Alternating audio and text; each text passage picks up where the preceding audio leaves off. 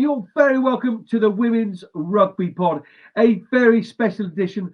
Not only are we in the middle of the Women's Six Nations, but we've got a guest presenter. None other than the Red Roses skipper, Sarah Hunter MBE, or as she's known after the weekend, Water Girl Extraordinaire. Hello, Sunta, how are you? Hey Johnny, yeah, I'm good, thank you. I'm glad you got my new title in there with although I named myself hydration technician for the game, so I'd upskilled myself from a water girl to hydration technician. My mistake, but you were certainly dressed for the part. The socks are rolled up at that point that Bo Hunt made in commentary. But do you want to elaborate to that? Did you have anything else in your socks or anything? The reason my socks were pulled up in the first place, I did the team warm up and then wanted to get into position early, so I didn't get changed. So socks were pulled up and were full match day socks. And because I was in such a rush, I'd forgotten to take my gum shield out. So for the whole game, I was running water on and off with my gum shield tucked into my sock, just in case of any emergencies or anyone went down, was ready to go. Absolutely love that. Absolutely love. So actually, you're Mo, who, you've got a very close relationship, physically on the rugby field for many, many years, if nothing else. It's absolutely done you there. And all you're doing is just putting in for the team as per normal. Disgraceful. Yeah, I mean, Mo always wants to try and get one over. She's a hawk guy as well. She spots everything going on. So it doesn't surprise me. I'm used to it by now after living with her for 2 to 3 years as well.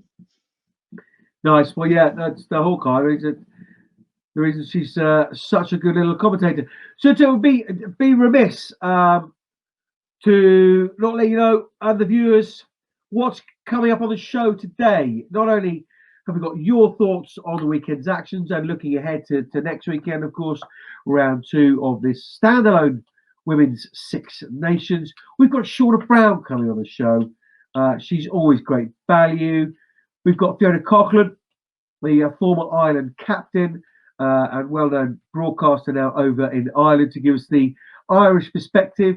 And we've also got Giada Franco, formerly of Harlequins. Yes, the all-action Italian flanker is coming on the show for you as well. So it's absolutely jam-packed show. But let's just have a moment or two with you. Sometimes it's a rare treat to have you on the show. It's not that rare, is it, actually? Whenever we ask you, you come on. You're a delight. Why weren't you in the 23? Is that a question we can ask? I think people would like to know. Yeah, absolutely. I think probably a couple of things. I think I probably didn't get enough game time under my belt coming into Six Nations. I probably fell a couple of weeks too short in terms of not just playing. I obviously played the Exeter game before, got 35 minutes under my belt, but in terms of the training and training around the squad, I'd only come back in a couple of weeks prior to Six Nations starting, and the girls have been training for months in preparation. So I just think there probably wasn't enough time to put my hand up for a spot to be selected with, and hopefully I've had another week's training under my belt, got some more match play in terms of the sessions we do on a Wednesday, to be able to hopefully be included in the squad for Italy. So yeah, just probably timings weren't necessarily on my side, and I probably didn't have enough of a run in to be in and involved in the Scotland side. And as we know, we've seen from other areas of the England setup, should we say, it's fairly obvious if you aren't battle hardened and you're still selected, it might not work out quite so well. I'm not going to ask you to comment on that one, obviously. So you're in camp, in a hotel room there with a fridge. We're going to see if Shauna's got a fridge later. You can sort of do one-upmanship.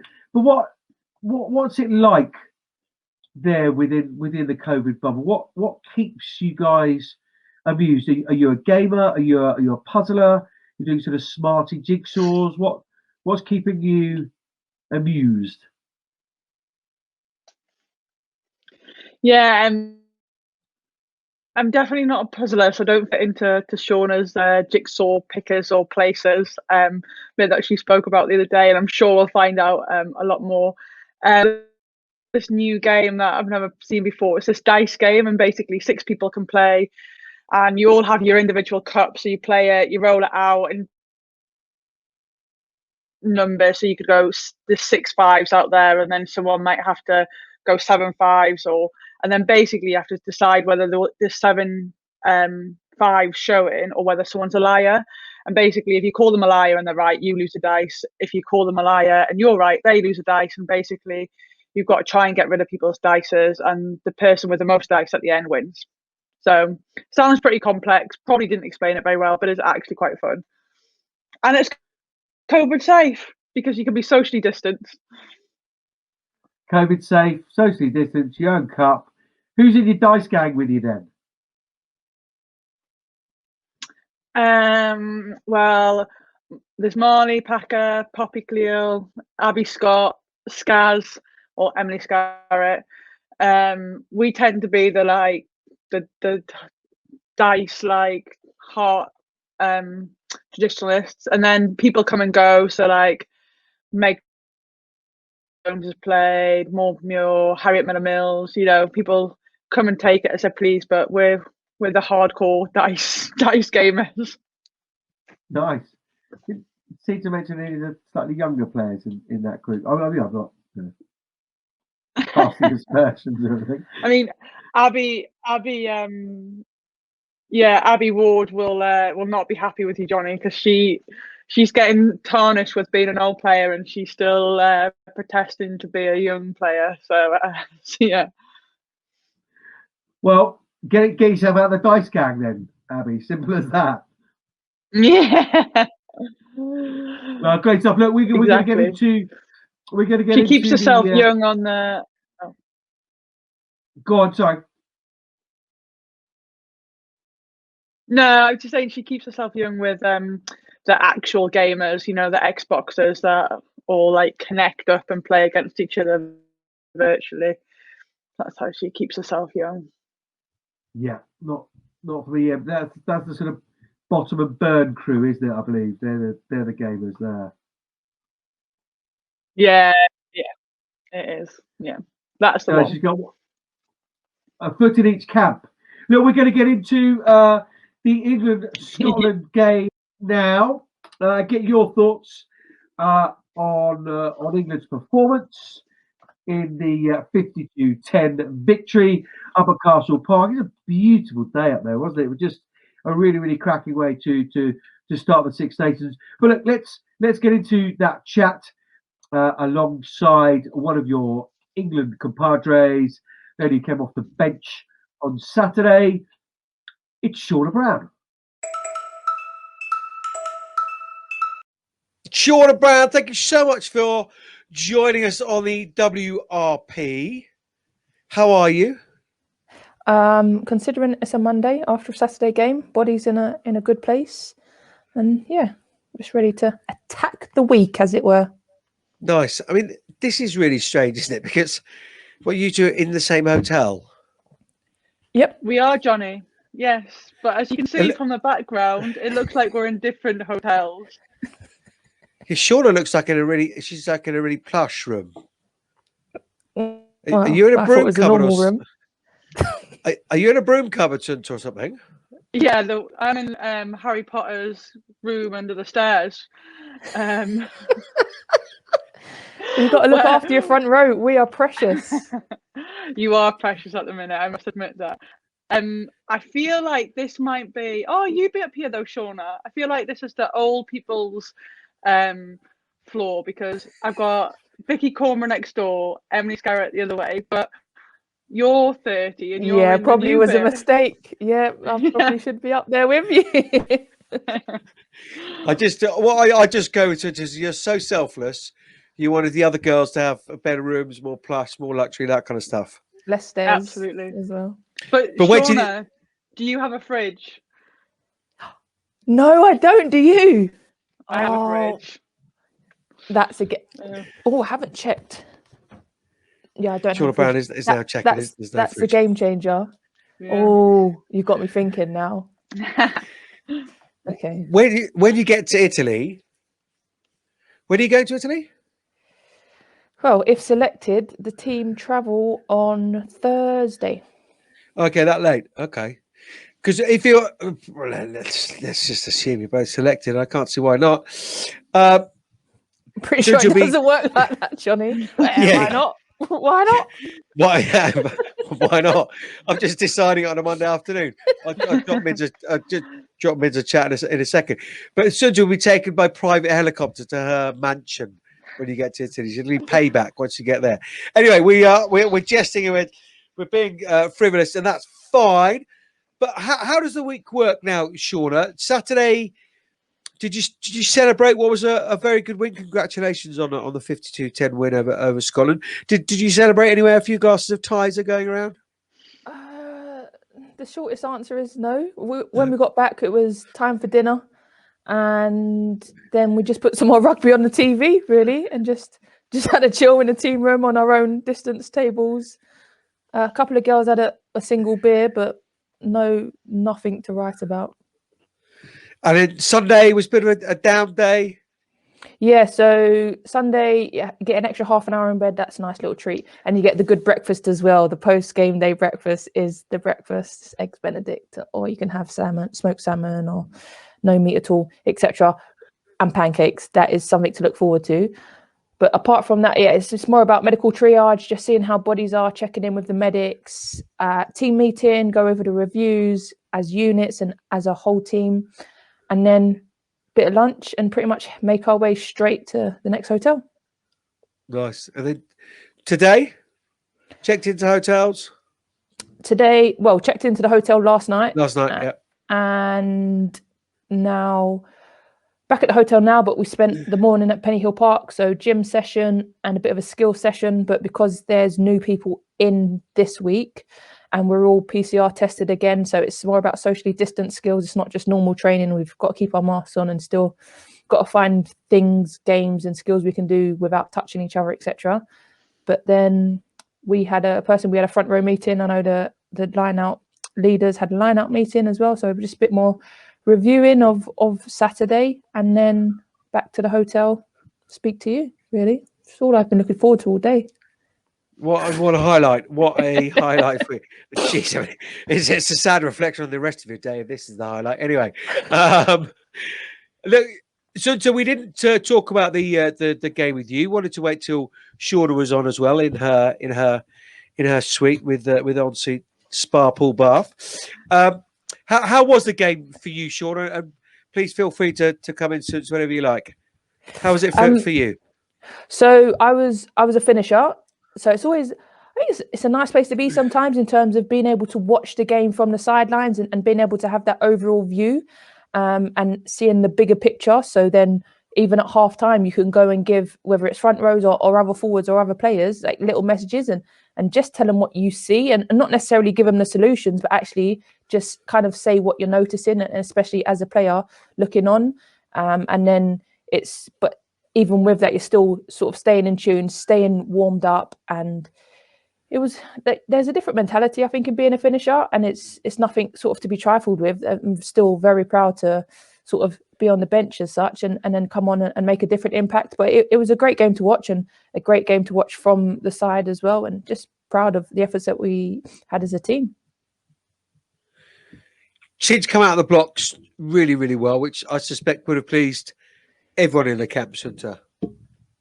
Yeah, no, I think it did. I mean, the girls have been working hard for months, pretty much since the last autumn internationals, and obviously with the Six Nations being moved to April, there's a lot more training time, and I think that first half sort of replicated the intensity that they've been training at. And actually, we spoke in the week about wanting to just put that into a game, and I think they certainly did. I don't know about Shauna second half, but I think just with all the TMOs and the cards and the stop-start nature of the game, like it must have been pretty difficult for that flow and to carry that on.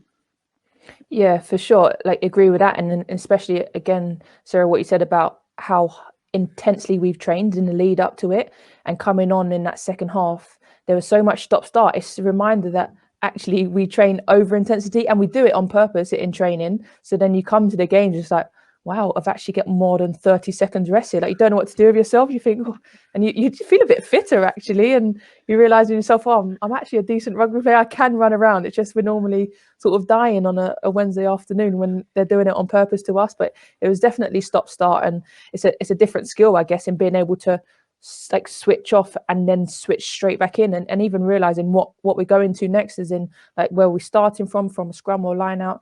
So there's definitely the second half was a bit stop start, and learning how to deal with that is a skill in itself. How did you find scrummaging with 2 players down, Shauna? Do you know what? I'm a bit simple-minded most of the time, and I don't know a lot of what's going on the pitch most of the time. I don't really notice. Are you saying just don't push? Do you know? I tell you what I did notice. Langy on my bum, putting her shoulder in my bum. I was like, "Oh, hello! Like, what are you doing here?" And then Abby's constantly like, right, talking to Langy. Right, so now this is where you hold her. Okay, no, stay down on 2. Stay down on 2. Right, now we come up now, and I'm just hearing this narration of the scrum happening behind me, which was rather entertaining. But the message doesn't change for us as a front row in this. Like, we're hitting to attack, and especially in that game, like, we're hitting to attack. We knew we had that in our armory to attack that scrum, and I guess it's, in a way, it's the kind of, it doesn't change my mentality, mainly because I didn't realise that there was changes, but I do sometimes, just not all the time. And it's that being able to attack and having the confidence to still go. Did you not realise then when Lang was on your hip? Oh, crumbs! There's something going on here. Did it not? Did the penny not drop then? Well, you don't want to say to back row, but you don't really feel them that much. But they don't like to hear it, so we don't say it that often. And the second row, you do feel, but it's she afterwards, Langy said, like, "Did I do well? Did I do well?" And you kind of go, "Yeah, you done well. I didn't feel you, and that means you wasn't in the wrong place, so you must have done well." She's like, "Oh yeah." And job done. She's happy. Everyone's happy.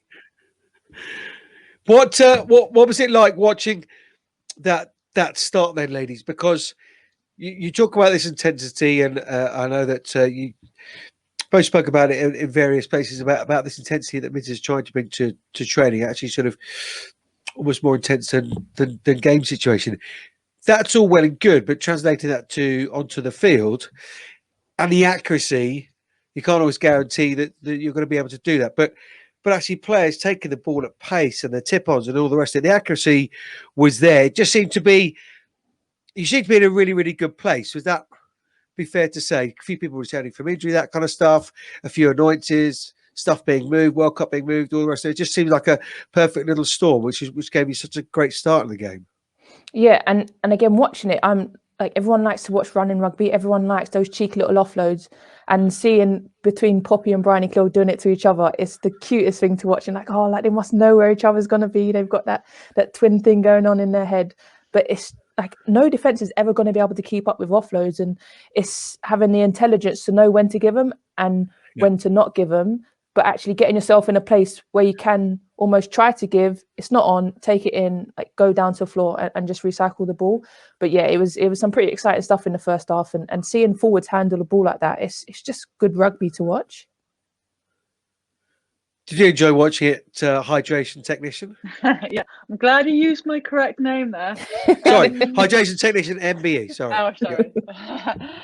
Yeah, no, it was great. You know, I think for me, the fact that the last few months been spent a lot of time in gameplay, and I think that really was seen on Saturday. And I think whether you're carrying water, whether you're on the starting, whether you're finishing, whether you haven't quite made the squad, I think actually it's really pleasing to see all the hard work that this team is putting in. And yes, there was 23 players that took to the pitch and the team on Saturday, but you know, over the last few months there's probably been like 35, 36 plus players being involved to allow the team to prepare for that. And I think that's some, like, and you can't help. I was so excited on Saturday, waiting for game day as much as I am when I'm playing, because I wanted to see just how well that we'd sort of transition from that training phase into competition phase, and the girls certainly did that really well, and sort of sets up the weekend nicely against Italy. She was so excited. She's fully kitted up, gumshield in the sock for the entire game, just carrying water. Extraordinary. That's it's never, Johnny. It's never just carrying water, because did you have your headphone on, Sunta? Yeah, I did. I was all mic'd Yeah, up. that's a hard job in itself. I've heard about stories of that stuff that comes through the microphone. It's not a job I'd ever want to do. It's hard work. What could get better then? Sarah, do you want that one? I think probably the two big areas, I think, is probably discipline, especially second half. I think there's some non-negotiables, I think, in sort of discipline, like back foot, that sort of thing. That's just a work ethic mentality, and making sure we're on side. Like, that's not down to referees' interpretation. That's clearly, have you got behind the back foot and things like that. And I just think just about stupid penalties that we probably gave away unnecessarily. So I think that'd be one that we'd really want to sort of tighten up on going into the Italy game. And then just probably some of our accuracy in that second half, especially some of the chances we created and probably just didn't finish, but nothing major. I think it's more like just keeping doing what we're doing, fine tuning certain areas. I don't know what you thought, Shauna, with actually being out there. Yeah, it's similar, especially in terms of discipline. And there was a couple of penalties you could say are a bit harsh, and especially the rolling ones, because that's what we've been used to when we play rugby. But the interpretations of the laws have changed, so we have to learn to change. But then back foot, it's just even the thought process of let's give a lot of daylight, 30, 50 centimeters. Like, we back our line speed enough to be able to back off 50 centimeters and still go and get them. So it's having that mentality, and even the discipline to talk to each other constantly and getting each other on side. And the wingers will be giving the messages in from the ARs, will give to the wingers shouting into us. And so it's that, just the line of communication, getting it down. And like, people are obviously not on side on purpose, but it's just that awareness of where they are, where the ruck is, and even those little movements when the ruck moves. And so you was right 5 seconds ago, but now the ruck's moved, so you're actually offside. So just that bit of awareness of what's going on from the referees and the ARs, and the accuracy and execution. But like, it's not major, like Sarah said. These are little fixes. These are like milliseconds. These are international measurements in terms of most rugby players, that they'd be okay with making those mistakes. And it's us as elite athletes, like, we always want to aim for that perfect game and that perfect accuracy rate, and we're always going to strive for it. Like, there's no such thing as a perfect game, but we will always strive for it. Let's look further afield then. What different challenges are Italy? And we've got Giada Franco coming up on the pod later on. Wonderful rugby player, lovely person.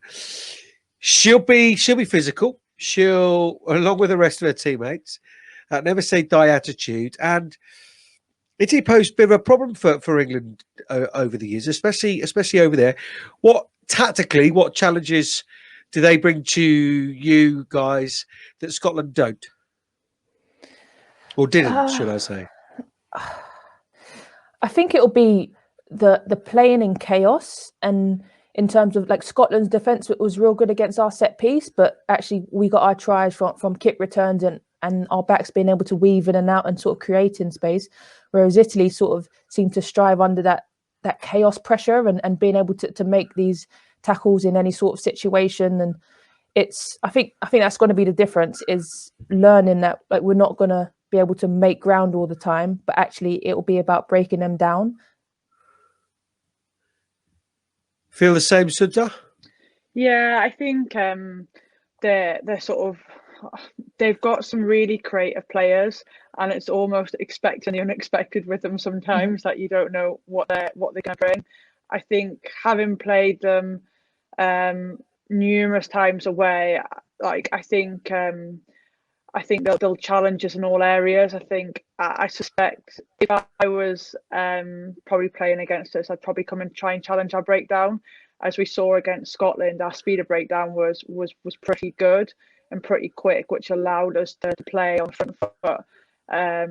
So I mean, they've been a nuisance there. You talk about Giada Franco. She loves to get in and around the breakdown and try and make a mess of it. So I suspect there, I think they'll probably try and come at us at set piece time. They challenged us there when we were out there in November, especially when we wanted to score. So yeah, I think we can expect some challenges for us to deal with and try and problem solve along the way. Nice. I mean, that was like proper intelligent, like rugby chat, tactical rugby chat. The other thing that we will be looking out for, and Sarah just kind of just reminded me of it, is the unexpected and like what I call funny business. So through the line out, they'll do something radical off that, or the constant quick taps, or the picking and going through the middle, and like the things that you think like, well, get ready, get set. Oh, like something else has happened, but it's just that being aware of the different things that they might do at any point in the game that to most people don't make any sense, but they do it and they get paid from it. And is that expected more for the fact that you don't play against these players very often, literally kind of like once, twice a year?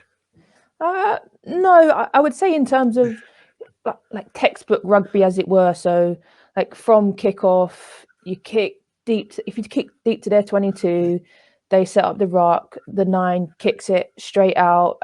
But potentially them not kicking it straight out and actually them running it, and because we're maybe retreating back at like half a second too early, that they get all the things that are not necessarily what you see in a textbook rugby game. It's them just playing what they see, but also like I wouldn't be surprised if they're coached to do it. Actually, just throw a bit of different in the mix. Chaos. And of course, you'll be hoping for a fridge in your room there as well. Let's push forward even more. And most people would expect an England-France final on Super Saturday. Did you get a chance to watch France at the weekend, Shauna? Yeah. So I started watching the France-Wales game, and she got a hat trick within about 15 minutes, and you thought, France are here to win, and they're here to play, and they're not taking it easy as some teams might have suggested they do sometimes, and they haven't put a B team on, etc. But yeah, it will be. I did watch it, and France being France, and again those sort of little offloads, and you think, oh no, they'll never get away. That's not going to go to hand, and all of a sudden there's another player, and there's someone else on another shoulder, and it's the flair of the French. Yeah, they certainly meant that one, didn't they? They were impressive. That is brilliant, Shauna. We will leave you to your what are we going back to? Puzzles, the dice game. No, we're gonna plan some sort of mystery hunt, I think, for the girls to do outside at some point. Oh, nice. All nice and distanced outside, of course. Of course. Brilliant stuff. Well, thank you so much for joining us on the WRP. Fingers crossed for selection, and go very, very well. I think you're going to be in Italy, but yeah, go really, really well. Johnny, no, you can't. I've cursed it again. You can't say that. There's enough fit props that I may not be in Italy, and if I'm not in Italy after you said that, I'm coming to knock on your door.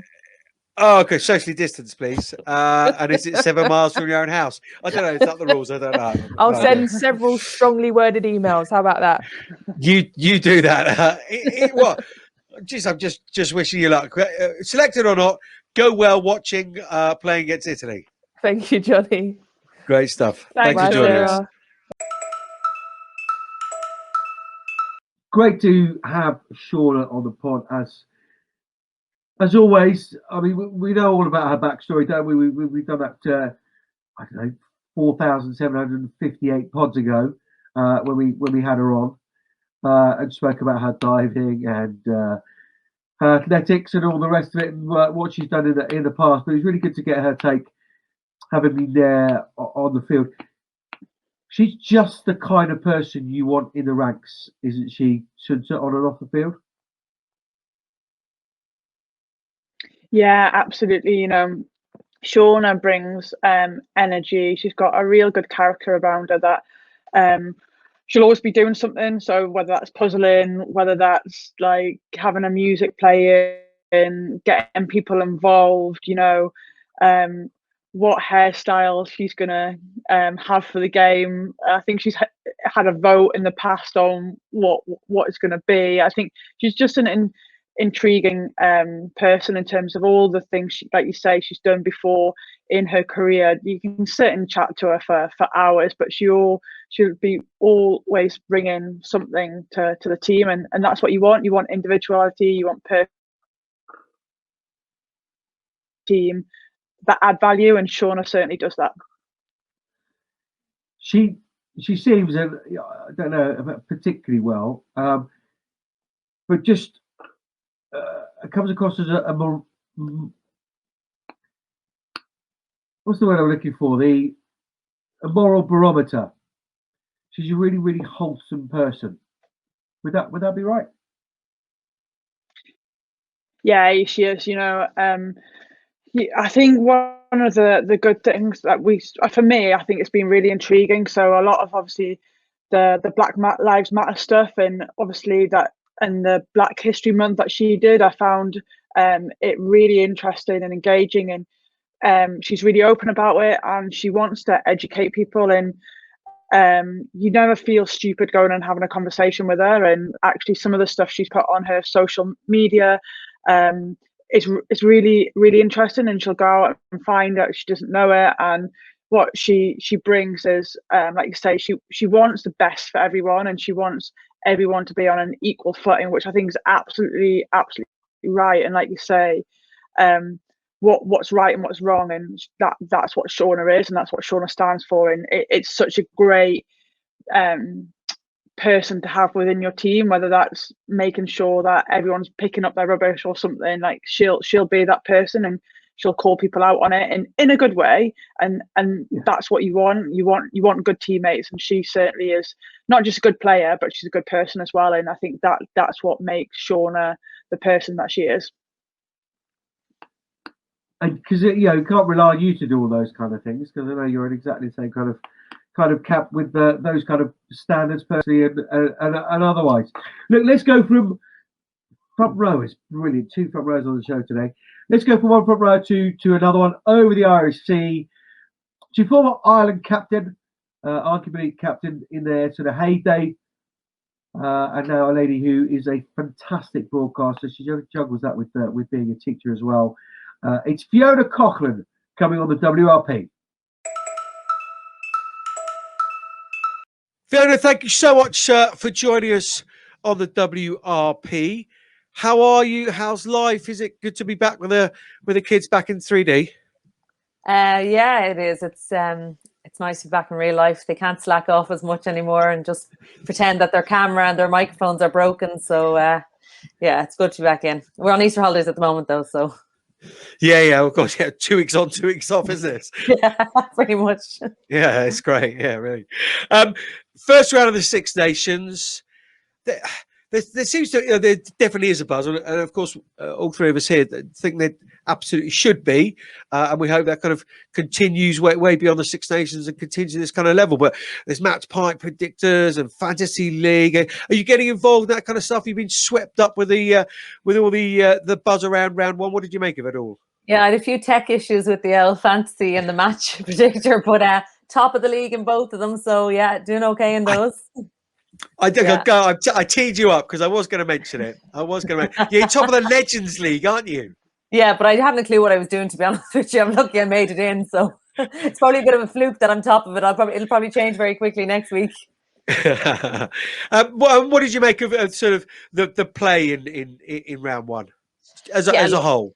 Yeah, obviously it's good to have Six Nations back. Clearly, France and England are very much the leaders.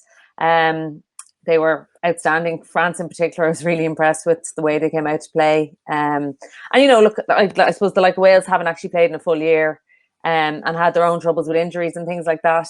But the intent of France just was phenomenal, and just some of the plays they were doing were just ridiculous. Some of their players really hitting top form.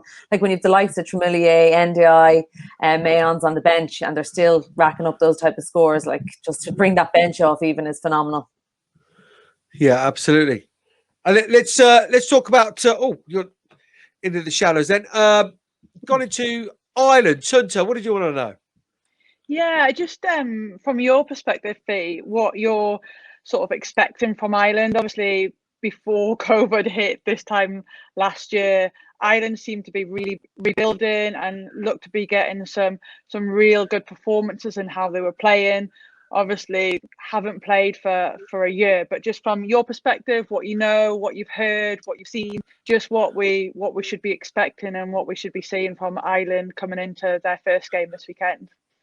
Yeah, well, I suppose the last game we saw them was against Italy, which they'd go and win. It was a pity that they didn't get to play France the following week out. But since then, you know, they were always aiming towards something. Was it the qualifiers before Christmas? Then it was the Six Nations. Then it was the qualifiers before the new Six Nations. So they've been training away. They've had over 20 camps, in fairness, and they're going in on a Friday night. So they'd have a Friday evening camp, Saturday, Sunday. So they've had loads of time together, a couple of internal games, and then you've got a couple of new faces in there coming from the sevens. And, you know, I was always one to be critical of sevens players being dropped into the 15s game. However, I think this might be beneficial for Ireland this time because they've literally been in training in 15s since November. So that's all they've been exposed to. So we might see some exciting new players come through into the 15s ranks. So in areas they probably needed to work on, I thought their set piece was poor last year. So I'm sure they've been working hard on that. But we definitely saw keen improvements in their defence in particular. And they've spoken about it hitting a new level. So hopefully we'll see that come through. And then on top of that, I suppose an area that they've probably haven't cemented is the out half position. I think there's been 8 out halves in the last 3 years. So Hannah Tyrrell was put in there against Italy. So whether she stays in there or one of the sevens girls come in and slot in there, I'm not too sure what way that's going to go. But I do think that they need to give someone significant time and opportunities to develop there, because going into the World Cup, that's what they're going to need. And we just haven't seen it over the last couple of years. Who would you start at 10? Look, I'd probably give Hannah a go there again because she did all right against Italy. I'd love to see her in a game where she might be under a little bit more pressure to see what she can produce. Then there's Stacey Flood, who's come through the sevens. She was a scrum half predominantly in sevens, has moved to 10 now in the 15s. So she's got a wonderful skill set. I just wonder about her game management in the 15s game, having never really played a competitive game there. And then there's young Eve Higgins as well, who's come from the sevens, who I saw her when she was underage, under 16s playing. And I thought at that stage, that was back in 2014, that she would be the next 10 to come through after Nora Stapleton, but she was taken into the sevens game, so we haven't seen her. So where she features, I'm not too sure whether it'll be out half or centre. But I think they have to give Hannah another opportunity. I don't think it's fair on her to. She did fine when she went in against Italy, but I think they need to give her time to develop there as well. Yeah, absolutely. Outside of the 10 position, then, if you don't know the Ireland squad particularly well, what names should we be looking out for in the Six Nations you think might make a bit of a splash? I think Cleena Maloney, if she continues on the form that she had last year, hooker, nails down that set piece. She's a really explosive, powerful player. Claire Minoy is I don't know how many player of the matches that woman has won. It's just off the charts. She's just so consistent in everything she does. And then Bevan Parsons on the wing. I hope they play a game plan that gets her off her wing and on the ball as much as possible, because we've seen what she's done out in the wing, going for the intercept tries or chasing down kicks and stuff like that. But to come in off the out half or straight off a scrum, I think she just has the power and pace to break a tackle, and it'll just be so exciting to see her on the ball as much as possible. Yeah, definitely. She certainly made a bit of a name for herself at the before COVID hit last year, didn't she? Yeah, and she's still only 19. I know, it's crazy to think, isn't it? These young kids coming through more earlier and earlier seem to be more talented every time they come through. Certainly pushing us old ones, that's for sure. And so then, in terms of your opposition for the weekend, Wales, I know you spoke a little bit there about France at the top, and yeah, I'm hugely impressed with them. Yeah, we know certainly going forward all about their skills. I was incredibly impressed with them off the ball. I thought their attitude was outstanding. You can only play what's in front of you. What did you make of Wales and what was in front of France? Yeah, look, I think Wales struggled in the sense they had key kind of injuries in positions, and they players out of it. But I just thought they played incredibly deep. Snow still played incredibly deep, and then she didn't use her kick to probably the ability that she's able to. Like, that's probably one of her best threats, is her kicking game. And there was a lot of space. France were playing 14 up, and there was a lot of space in behind, and she just sat too deep in the pocket. Then their set piece didn't fire the way they wanted to. Like, at times France's scrum was outstanding. I know Wales had a good scrum at the end, but France had a few key ones for Grow to go over, and their line out wasn't great either. And 36 missed tackles, like, if that's something that they're going to have to really concentrate on this week, is the missed tackles, because you just can't be allowing that. And I haven't looked back on the game to see whether they were system errors or just that they were just technical missed tackles. I'm not sure whether it was people out of position. I didn't look at the game that intense, so it'll be interesting to see whether they're system errors or they're just technical poor tackles. What do you make of the game, Sunta? Yeah, I was just going to say, I think it's a real fair reflection on probably the Welsh side we saw. I think similarly that they haven't played together, have they, since sort of March last year. I think we were the last team to play them before they played France, and they've got new coaching. So a lot of things that they probably want to play in, but I think you're absolutely right that the basics of the game, I think they just struggled to do, like defensively, like you said, that the tackling. I think, having watched it, I think there's probably that individual part first and foremost before sort of systems. And then I just thought they couldn't keep a hold of the ball. They didn't get any continuity in the game to put France under any pressure. And then, like you said, they just didn't kick into the right areas. I mean, from memory, and I mean, Johnny, I know you were commentating, you'll probably say this, but I'm not sure they even got into France's 22 to even potentially get any opportunities to score from. So I think, obviously, I'd imagine those are sort of the areas that they're probably working on hard this week before they take on Ireland. What do Ireland need to get right to beat Wales? Is it just a matter of being accurate first game back after a while? Yeah, I think definitely they will have focused a lot on their set piece as a launch, and then accuracy around the breakdown, that they're able to keep that momentum and work through the phases. I think if they can work through the phases, they'll expose the space that will be created out wide. And I think it's just taking the opportunities that come to you and just be ruthless.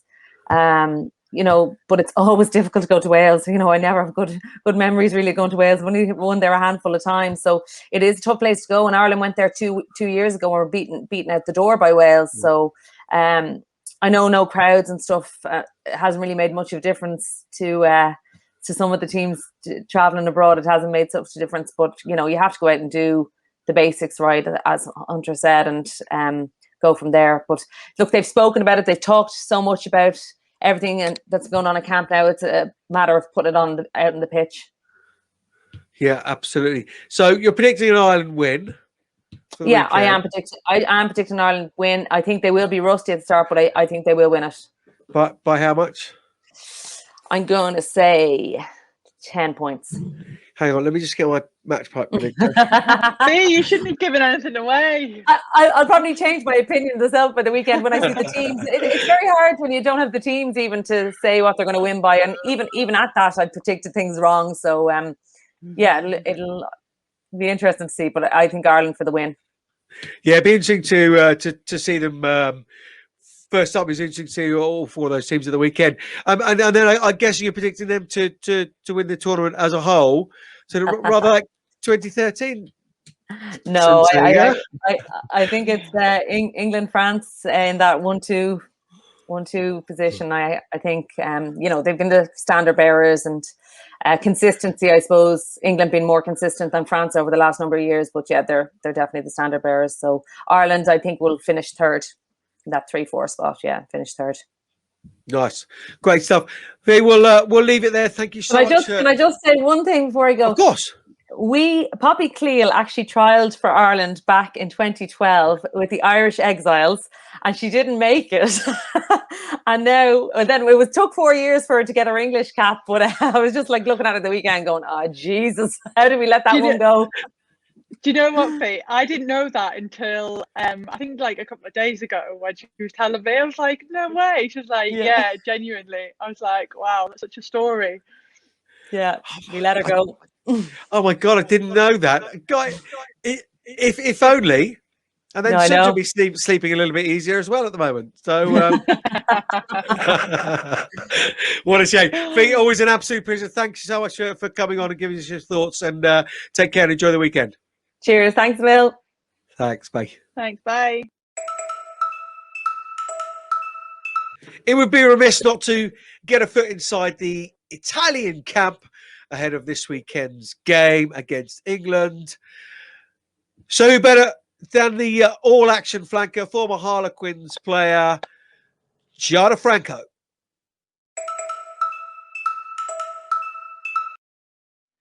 Giada Franco, good morning to you. Thank you so much for joining us on the WRP. How are you?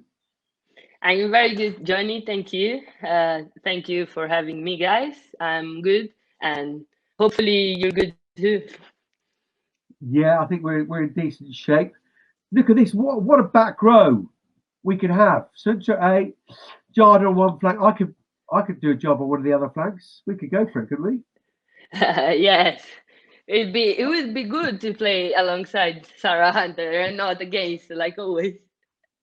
Well, look, you've gone there. What is it like to play against Sarah Hunter? I'm going to come to you soon and ask the same question. What is it like to play against Sarah Hunter? You've done it for club and country, Giada. Oh, you have a little bit of pressure on you being a 7 when you have that number 8 again, don't you?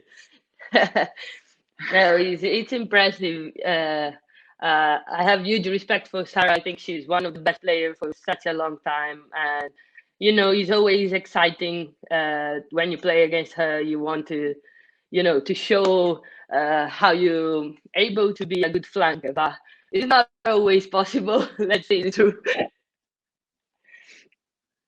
And so, I'm going to ask the same question back to you. What's Giada like to play against? Firstly, that's very kind, Jola. But I remember, I think you coming onto the international scene and thinking, like, who is this incredible flanker? Your ferocity and how you carry a ball, a tackle. You were just relentless, and I think like you've continued to do that consistently for Italy, and not only that, when you play for Harlequins, it's like, geez, I've got a face and now playing against her at club as well. So certainly you're a fantastic flanker and a very frustrating one to play against, that's for sure, which is a big compliment, when it comes to flankers. Right, that's the niceties out of the way. You two are actually potentially playing against each other this weekend, so that's enough of the nice stuff. Let's get into the meat of this. We just spoken earlier to John about dice games and gaming and card games and this kind of stuff while you're in camp. How's it been since taking on England at the back end of last year? How have the teams stayed connected? What have you been doing in camp?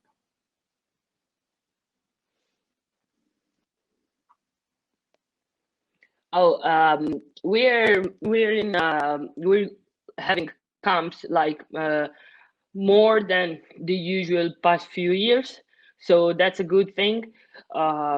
We're working really hard when we are in camp, because obviously here in Italy it's not a proper lockdown, but we can't play, we can't proper training with having contact. So when we are in camp, we make sure we do everything we can over there, so because we're tested and all the protocols and stuff, so we make sure we do everything we can in those days. Now we're home. We're going to be in camp from tomorrow to prepare the game, and it's been a long time since we played the last match. Actually, the last was against England when they won the Grand Slam back in October. So it's gonna be really hard, I think, to play against them again, especially after the good result they had last week. But I think we're really, really excited, and we can't wait to get out and play a game finally. So hopefully we'll see hungry Italy and really wanted to fight against a great team like England. What did you make of England's performance, despite being without Sarah Hunter, of course, at the weekend? Yeah, I think she was well replaced this weekend. Not just for the weekend, obviously. I think I mean, no, I mean it's not easy to replace Hunter. But I love it, yeah, Giada. it was. I think it was a really impressive performance. I think England have played better game than that, if it's fair to say. But I think they just how do you say? It's not easy to stop them. It's not easy at all. I think Scotland played a very proud game. Like they didn't give up at any time.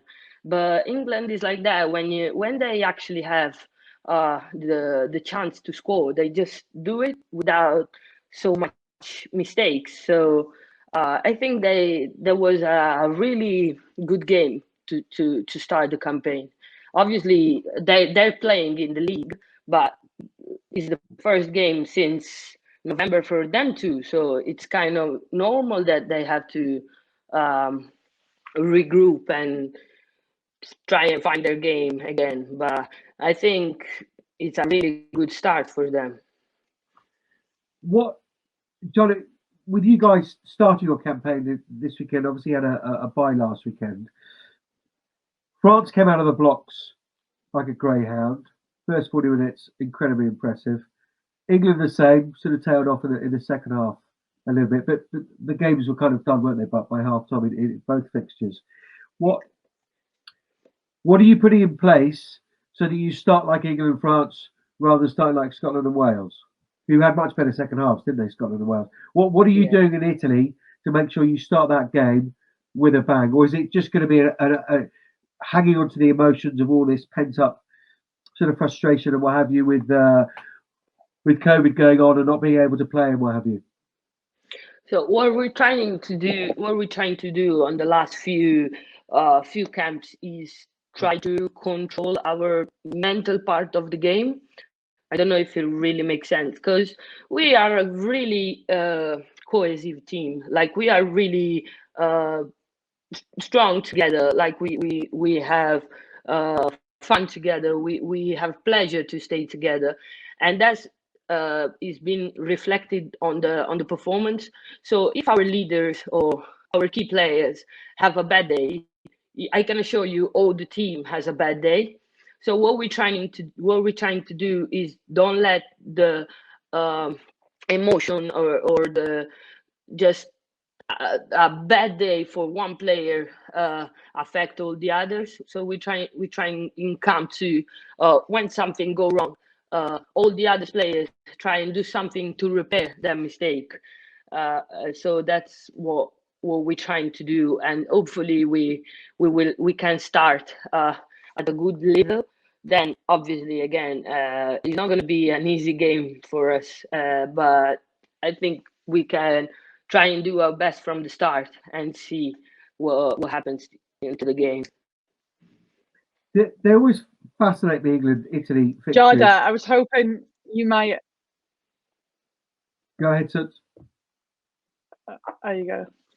I just say, John, I was hoping you were going to give us a bit more of the tactics you'd been working on, maybe some line-out calls or something like that. So you've done pretty well to not give too much away there. You know, they actually don't call my name in the line-out because Abby would always hear my name and just jump before me. So they've changed my name in the line-out. So I'm not going to tell you anything about that. Good fishing centre. I was just going to say that they always fascinate me because certainly not in the last sort of 4 or 5 years, but traditionally England would see that they would win handily against Italy. But we were speaking just off air centre about games that I remember at the Stoke where England were under a huge amount of pressure.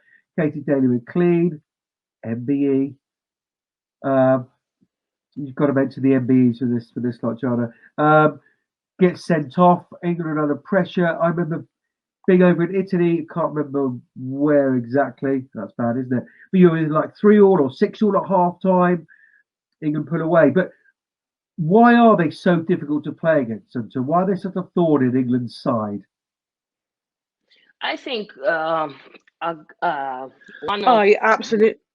oh sorry Oh. go on. Sorry. Why don't you go first, Giada? Then Oh. you pick up, Sunta. Oh, I thought it was for me. Sorry.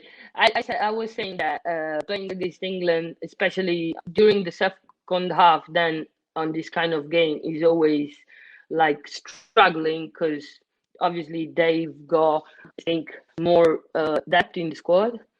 So every time that bench come on, it's always like quite better than the starters. So every time they put on a sub, you're sure that they will bring some energy and some fitness on the game. So every time we try and have a good first half, then it's always difficult to maintain the performance throughout the 80 minutes. So yeah, we're trying to work on that too. And for you, Sunta?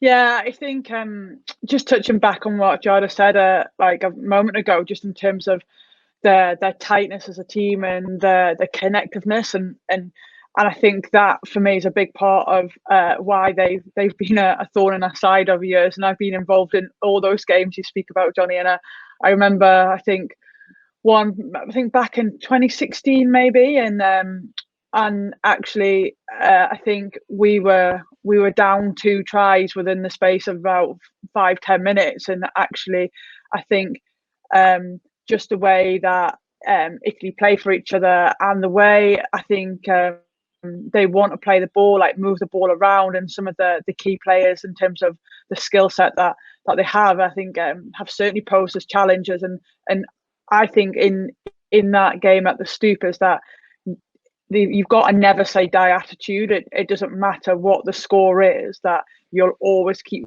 fighting right till the end, which obviously makes it pretty difficult to play against a team that just keeps coming and coming and coming and keeps trying to play.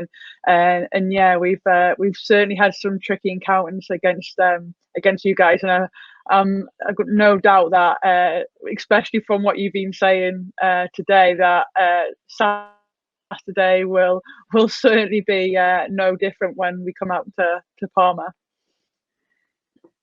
Absolutely. Giada epitomises that never say die attitude, didn't she? That physicality, that abrasiveness. Just one more question, if I may, to you, Giada.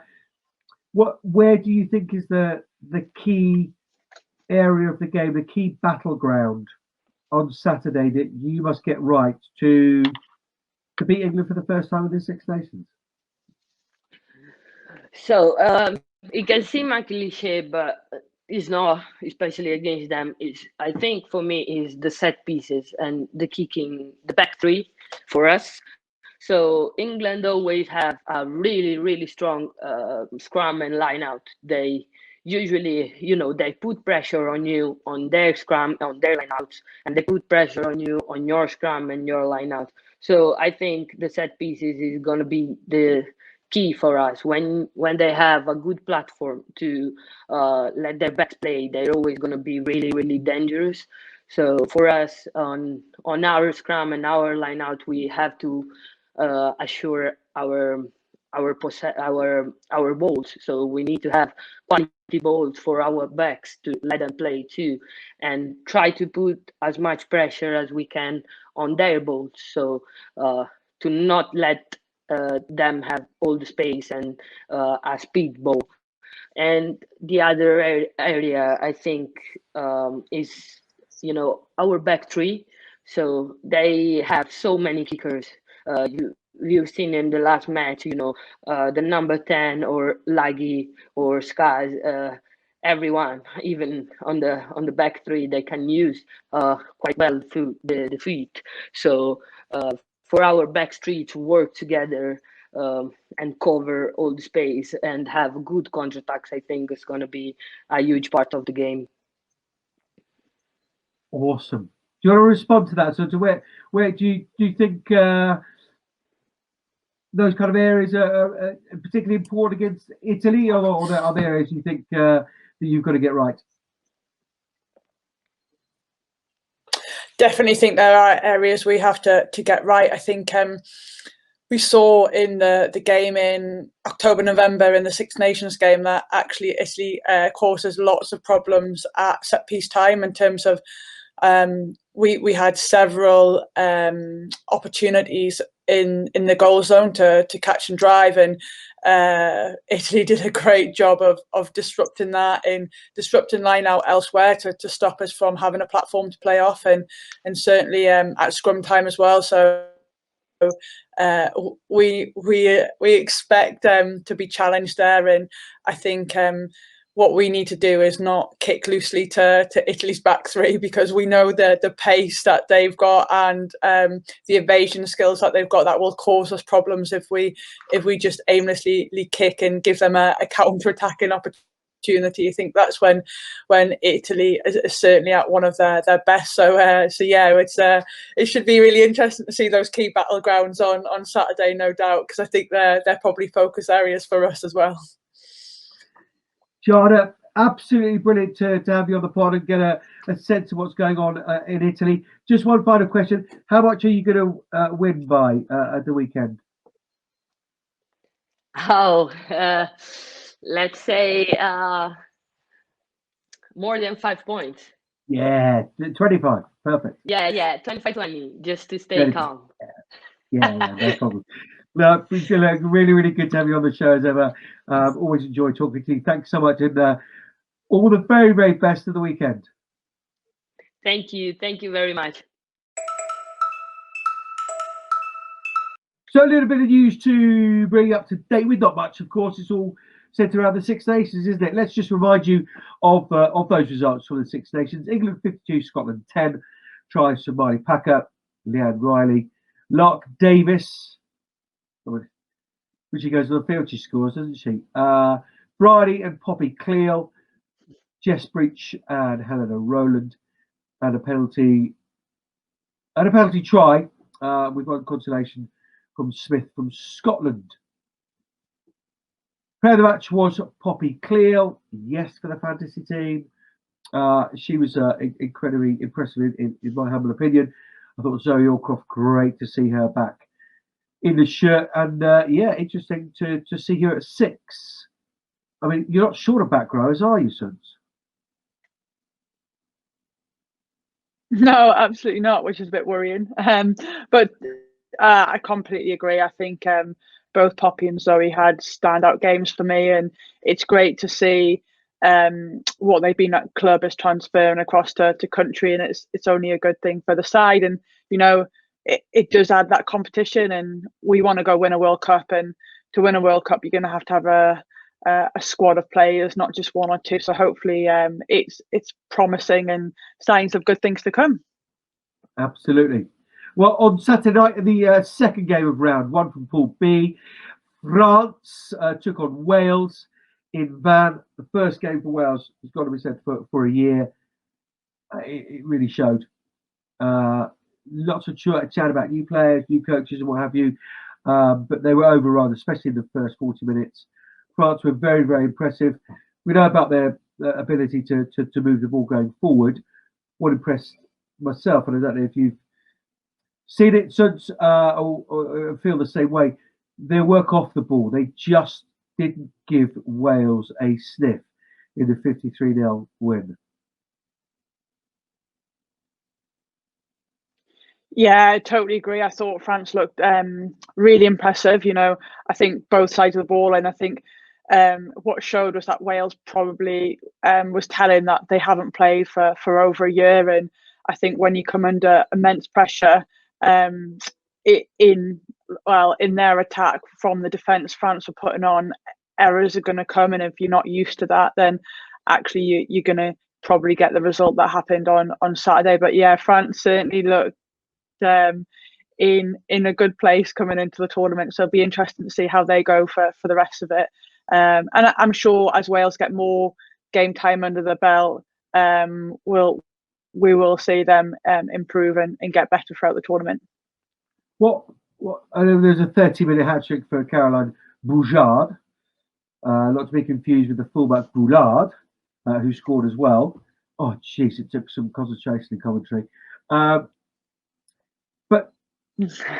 yeah, for outside the men and women, often it's up here in the head that they struggle the most. But they were determined to right the wrongs of the 13-all draw against Scotland. And actually, that again was an impressive part for me. The fact that that's what they wanted to do, and actually, you know, they went out and did it, and that's not always the case with France.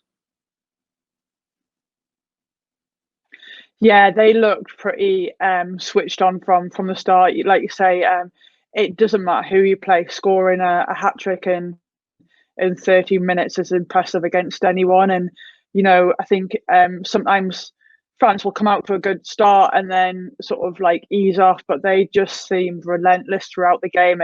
And that it's notorious when they go away from home is that maybe sometimes they lose focus. But I don't know. I just sense that actually there's a determination about that French squad from Saturday, that, you know, sometimes you pick up on things, and it just felt like they had a real focused, relentless mindset of what they wanted to do and how they were going to do it, and they certainly did that on Saturday against Wales. So it'll be really interesting to see how they go for the rest of the tournament.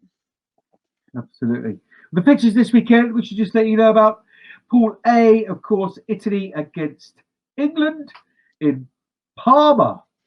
We're understanding 2 o'clock kickoff live on the BBC iPlayer. And in Pool B, Wales back at home comforts take on Ireland. That's 5 o'clock live on BBC Wales and on the BBC iPlayer as well. Some domestic news then, sort of to get up to date with. Just one game for the Pro 15s, one of those rearranged games. DMP Durham Sharks 14, Wasps 27. Much improved from DMP Durham Sharks. Straight enough, Beth Blacklock at the forefront, all 14 points for them. I think, yeah, it was a really strong second half with an intercept try she got as well. That's much better, and we want them to do well, don't we? Your heart still lies up there somewhere, does it not? Yeah, absolutely. It's probably been coming over the season, and we played them a few weeks ago, and they look to start to be improving since the beginning of the season. You know, things were starting to click, and I know Beth Blacklock's certainly a key cog in that squad, and I think she's obviously been out injured, so obviously having her back is obviously paid dividends. So I think if they can start to maybe build stuff around her, that hopefully for the last couple of fixtures we'll start to see improvements. But it should give them real hope, especially for a young squad. And you probably look at the average age, and it is probably low 20s. So actually that should give them a real confidence boost. And you do want to see competitive games. I know Wasps were obviously without a lot of international players away on international duty, but ultimately that happens, and you have to have a squad that has the depth that can step in and can take that place when maybe some of the first team starters aren't around. So yeah, I'm sure Wasps will be glad to come away with that win and secure, I think, their top 4 place. So yeah, they've got that job done, and yeah, it's not a bad scoreline to see. No, indeed. So yeah, we had Beth on the pod some time ago, and she does make a massive difference. She was talking about this element of being able to kick out of their own half, out of their own 22, to take pressure away. And it just reminded me of Wales at the weekend. You're not getting much distance on clearance kicks. You just pressure straight back on you, and it's just utterly relentless. And Beth coming back into that side obviously made a bit of a difference there. And Wasps, as you say, yeah, secured up in third, and now actually beginning to look to push Harlequins as well. So yes, they will be glad to get the 5 points. A little bit of sevens action at the weekend as well over in Dubai, Hunter. Yeah, Canada won the final, didn't they? There's an invitational tournament out there. I think beating USA in the final, but I think we've got to mention that there were obviously some big hitters missing from that tournament in terms of New Zealand and Australia due to COVID and probably quarantine processes. And we know firsthand, obviously, with the World Cup being moved this autumn, that New Zealand are pretty hot on what they can do. So, but great to see Sevens back, getting some international game time ahead of the Olympics in the summer. Yeah, fair play to Tom Burwell over there in Dubai. Yeah, it's Canada, USA, France, Brazil, Kenya, and Japan all out there in that invitational tournament, as you say. And yeah, Canada beating arch rivals USA in the final. We talk about World Cup being moved. It's been moved again, Hunter, we're hearing. I know. Well, it's to be confirmed, isn't it? But they're talking about the clash with Sevens World Cup. It's like, we've already moved once. You think other teams could move around? But yeah, you've got to understand the sort of calendar as it is. I think there's Commonwealth Games for the Sevens next year and World Cups Sevens. So yeah, trying to fit another global tournament into the calendar, knowing that there'll be crossover from Sevens to 15s, you know, it probably is a sensible decision to not have them at the same time. Yes, and there's the meanability in the women's game, which Alison Hughes has spoken about this a couple of weeks ago. People coming into the room going, look, it might not be best for our union and our country, but actually the wider aspect of the game is where it's at. So yes, there is talk of that World Cup next year being moved to October, November, as opposed to September, October. Well, what a packed show as ever, Sunta. And we'll finish with shout-outs, as we quite often do. Who's your first shout-out to, England captain? Yeah, so I want to give a massive shout out and a huge congratulations to everyone involved at Walsall Rugby Club in their move in March. And thanks to Craig Wallison for keeping us updated. They have doubled their target and are now at over £6,000. £6,000. Yes, that's right. And completed 91 million steps when their initial target was 10 million. Yeah, extraordinary effort. Brilliant stuff. Well done, Walsall Rugby Club. Another very impressive fundraising effort from Ruislip Ladies RFC, raising £1,500 for patient care packs. And then finally, I just want to say how amazing it is to see all the grassroots rugby clubs back and sharing their pictures of all their training sessions that they've been up to since lockdown was eased. We want to keep them coming, tag us in them at Pod Women's Rugby.